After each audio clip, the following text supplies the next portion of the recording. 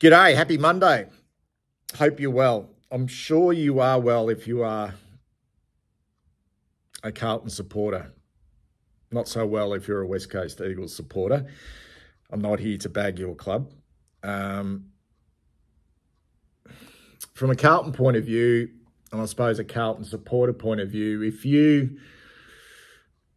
you had said before the game that we were going to win this by 10 plus goals,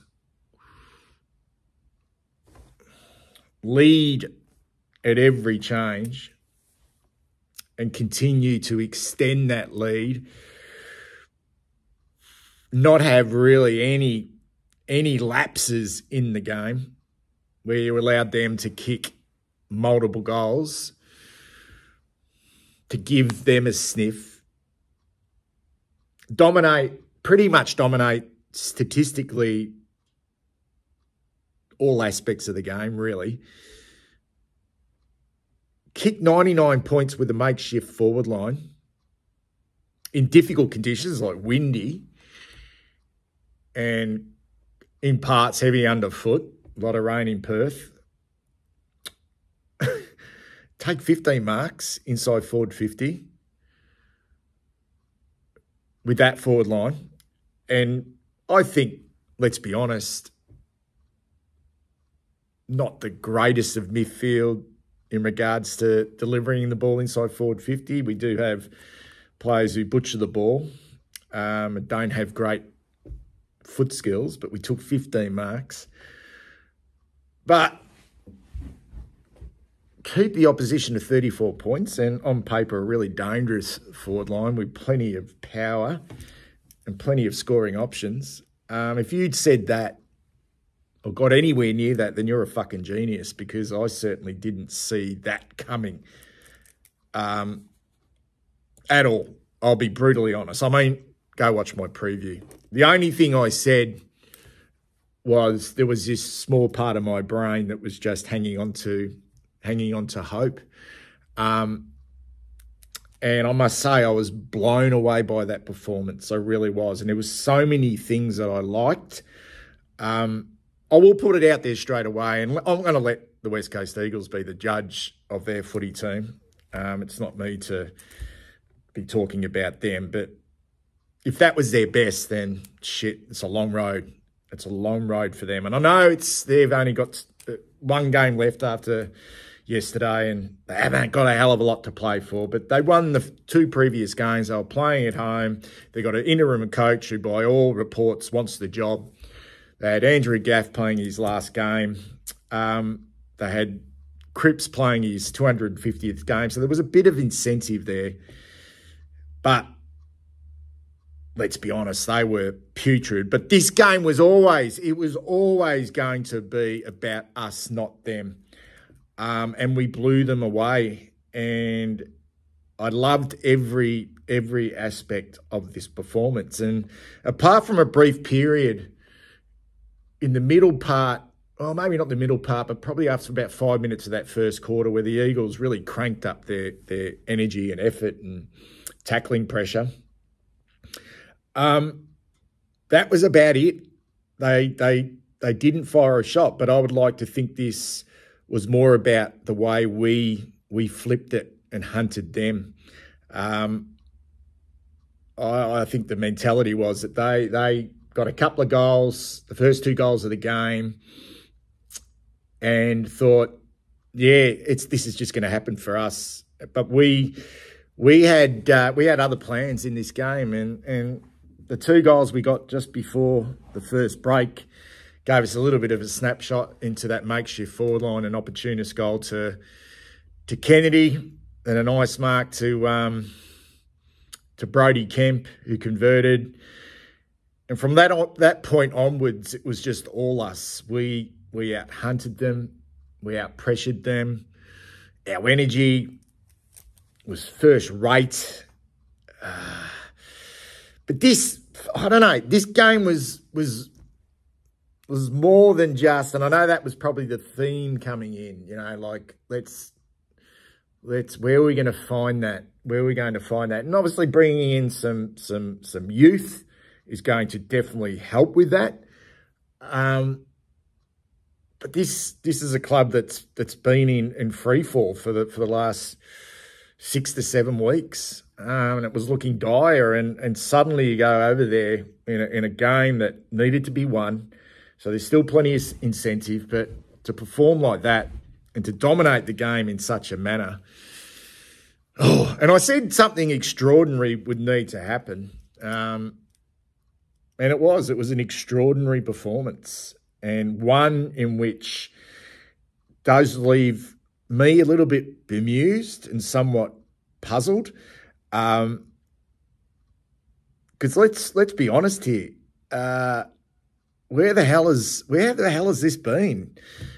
Where has it been? I can understand drops, like teams, you lose your momentum, you lose your mojo for a period of time, but fuck, we've been fucking bang average for a fair bit of time, and to pull that out over there with that team is an incredible performance. And I don't know what it means. I'll be honest, I don't want to underplay the performance because it was great, but I still don't know if we're being somewhat teased, seduced, tortured, and it still left me wondering, is this us? Is this the real us? Is this actually our DNA? Or is this just sometimes us? And I just don't think the answers are going to come even in the short term. I think this is still a work in progress for this football club. I really do. It was a staggering performance, and one that's I'm very happy about, but I'm still shaking my head, but I think the main positive for me is this game was not just about the grit and determination, the ability to respond under pressure, and there was, I don't know, maybe I'm wrong here, but for the first time, and maybe we were really forced to do it, but for the first time, it looked like we had a really strong and identifiable method and system in the way we played. I could see it. I could see a system, particularly what we were able to do forward of centre. And look, the coaching and planning that went into this game, I mean, one, Voss's ability, and I think the leaders as well. I thought Cripps and Wiedering in yesterday's game in particular, the way they performed, and Walsh to a lesser extent, and you could probably throw Newman into the mix there as well, were superb. But Voss, the ability to get this group up and stay calm throughout the week, not overreact, and there was plenty to fucking overreact about because it's been ordinary.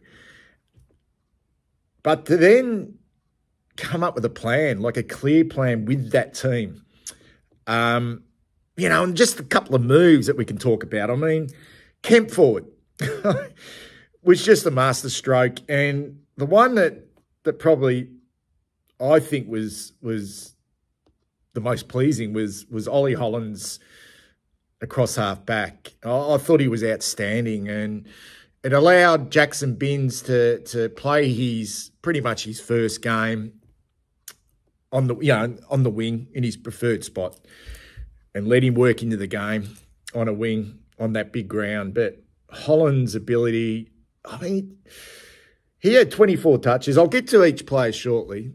He had 24 touches and just looked at home there.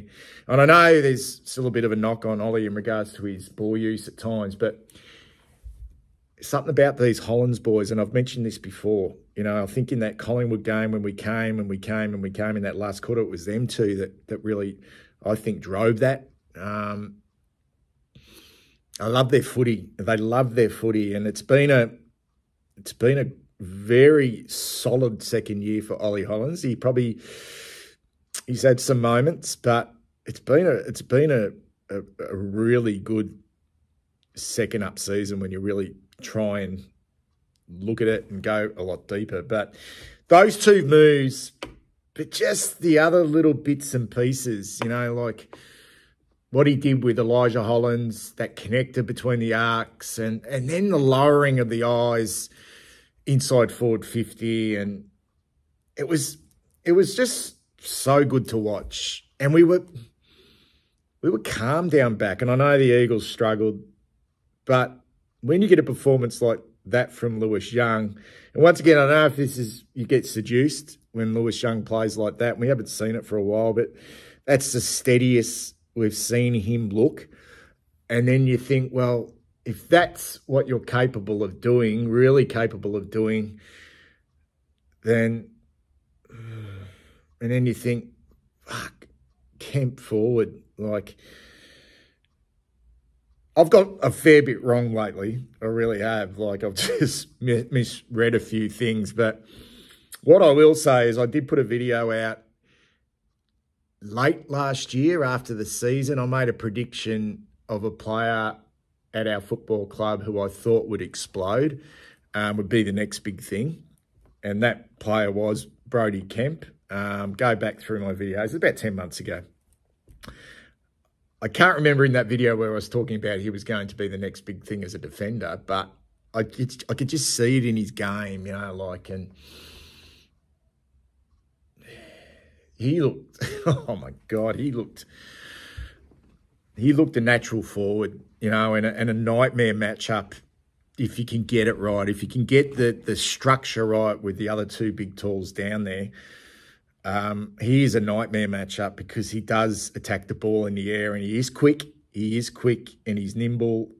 And he's got courage in the air. Like, he's got courage in the air. And it was a great game by Brodie Kemp, and also Matthew Kennedy down there, who's shown in the past that he's capable of playing forward. But our smalls were like, they were really good yesterday, the best they've been. I'm just gutted for Corey Durden because that's the best game I've seen him play for the football club. Got up really high between the arcs, helped out defensively, was a real headache for the Eagles in that second quarter, and he really drove it, Obviously, Patrick Cripps and George Hewitt was superb in the midfield, but that next layer of players, you know, like who we relied on, you know, and I'll talk about the young guys shortly, but we really relied on Jack Carroll to come in and play a role. And he did that, you know, like, and I thought he was really solid yesterday. But it was a good performance, guys. I don't know what it means for next week. I really don't, because let's face it, this isn't going to be a team that can, if this was the exact team that plays in an elimination final, for example, against the Brisbane Lions at the Gabba, it's just impossible to see it getting the job done. And without so many sort of really good players out of this team, but it just, I don't know. I was trying to think of a word to describe it last night, and I just came up with, it was refreshing. And I suppose that's obvious given that there were so many young players and there was a freshness and newness about this team, but it was refreshing. It was different. And I know this team under Voss has only been going 3 years, but there was sort of a staleness about the way we were playing, and even a staleness with Charlie and Harry. And I don't want to be picking on the guys that went out of the team because, you know, like, there's this sort of feeling that it was because of those guys who are out of the team injured that, yeah, it might have been their fault. It's not the case. But when you see, for example, when you see Charlie and the ball go to him so many times and he doesn't necessarily lead, and it's all wrestle, and when the ball hits the ground, there's really no defensive pressure from Charlie. It's almost like he just puts his hands in the air and gives up. And when I look at someone like Harry, and these guys are just super footballers when they're on, but I look at Harry and I think, man, when are you going to get some actual fucking mongrel in you? You know, when are you just going to be really stand up with that big body and just be aggressive? I know, has he got it in him? You know, like a Tom Lynch.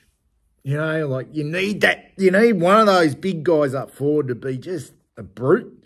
And I'm not saying we got that yesterday from Brody Kemp and Matthew Kennedy, but what I did see yesterday was just this fucking energy about that forward group. But it's just not sustainable. Like it's impossible to see that as being sustainable. Maybe in the real short term, we've got a huge game against St Kilda coming up. But it just gets you thinking. It really does.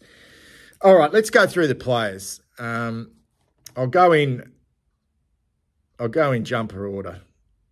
Lachlan Cowan. He's eligible for a nomination in the Rising Star. This is the one he should get it. He was all right last week against Hawthorn. I think he was one that could come off and hold his head up high. And this was a really good game by him yesterday. He was really solid, gave us a bit of run, 18 touches, 350 metres gain, kicks the ball really long. He's a good kid. He's a good kid, second-year player.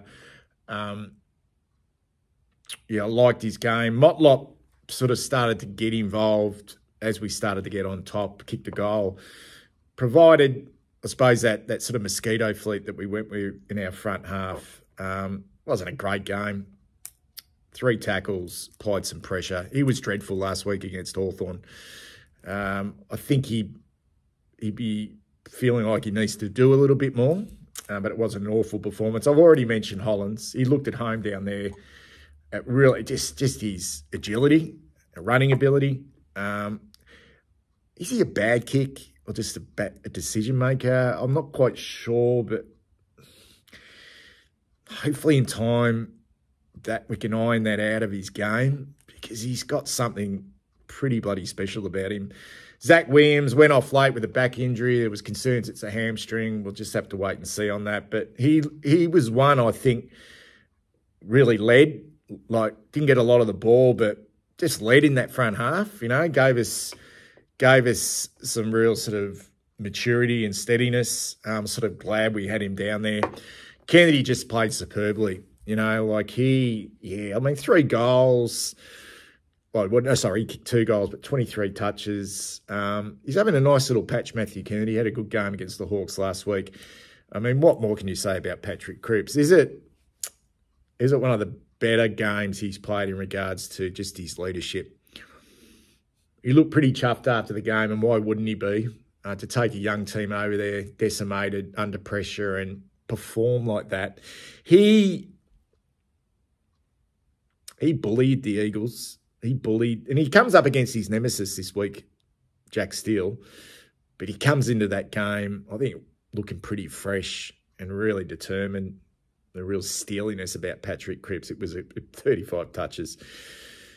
McGovern, I think the combination of McGovern, Young, and Wiedering worked. It just worked, but yeah, we just don't know at the moment how sustainable that back line is. But you need Young to be playing that really solid role to allow McGovern and Cripps to be a lot more aggressive in the air. Because I don't think it's Mitch McGovern's go to be defending one-on-one too much. Akers, I thought, started really strongly, set the tone for us when the Eagles were probably their only period where they were coming, and that was in that first quarter. I think Akers stood really tall. Mentioned Carroll, only 13 touches, but he looked poised, nice hands, looped around a lot. Second sort of fiddle in the midfield there, but it was a solid performance. I've already spoken about Brody Kemp. It was just an eye-catching performance, really eye-catching, and he looked pretty bloody happy with himself. I thought about getting too excited about a 4-goal performance late in the season, and we needed someone to go forward. I remember back, it would have been 10 years ago or so now, maybe even more, when Matthew Watson was playing, and Carlton put him forward. He was a defender, and Carlton put him forward in the last game of the year. I think it was against Essendon. We drew the game, and he kicked 4. And he got himself another contract on the back of kicking 4.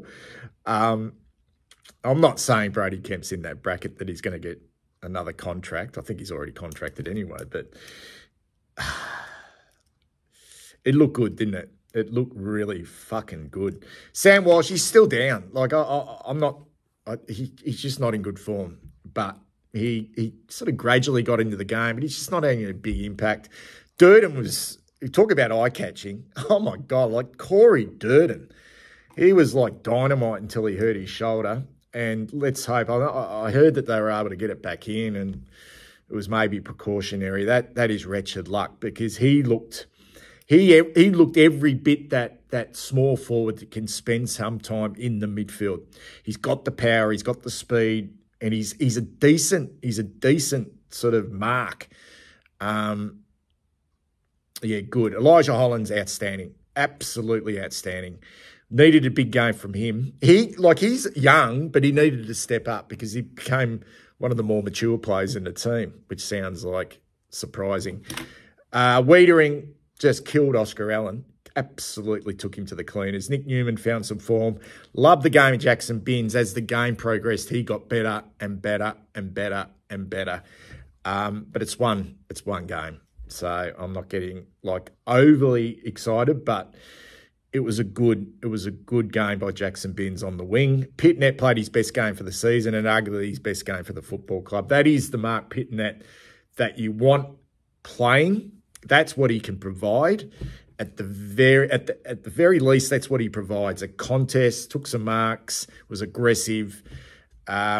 I don't think Bailey Williams is a top-class ruckman for the Eagles, but it was a very good performance by Mark Pitnet. Hewitt in the same bracket as Patrick Cripps. I mean, he's had like 35 touches, George Hewitt, and 10 tackles. It's a huge game. Lewis Young, solid as a rock. That's the Lewis Young we need. But I'll mention it again. Have we just once again been teased and seduced by Lewis Young? Time will tell. Cooper Lord, loved him early. When the heat was on, he was in the thick of the action. Really nice hands around the contest. Got a little bit tired as the game progressed. Chincotta played on Cripps, kept him in check for most of the game, provided some spark and provided some run, long kicking, and dashed down the ground a couple of times. Moyer looked at home when he came on, but the sting had gone well and truly out of the game when he came on. Took a couple of nice grabs, and that goal was one for the ages. I don't think you'll see a better goal, first-up goal from a first-year player than that. And Matthew Owies had a Matthew Owies small forward masterclass game. 3 goals, 11 touches, and looked lively for the whole game. Anyway, that's it for this review, guys. I'm still not there. Love the performance. What does it all mean? I'm not quite sure, but I will be back to preview our final home and away game of the year against the Saints later on in the week. Take care.